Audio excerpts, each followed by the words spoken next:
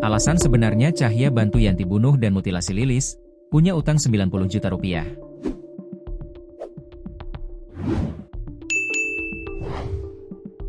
Terkuak alasan sebenarnya Cahya, 53, ikut membantu Yanti, 34, membunuh dan memutilasi serta membakar jasad Lilis, 54, yang tak lain adalah istrinya.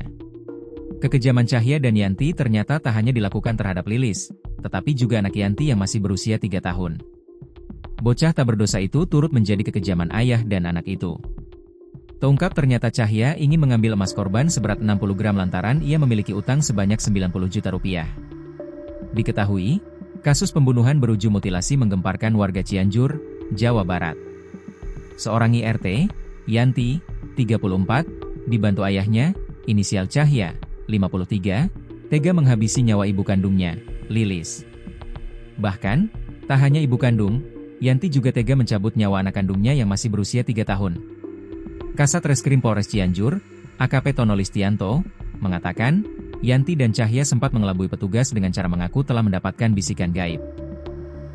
Pengakuan kedua pelaku yang mendapatkan bisikan gaib, sehingga membuat mereka nekat membunuh korban dengan keji, kata Tono, Senin, 19 Mei 2025. Namun, berdasarkan bukti dan fakta yang ada, Yanti membunuh Lilis karena memiliki dendam lama.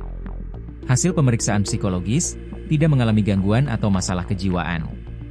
Pembunuhan itu murni didasari balas dendam, katanya.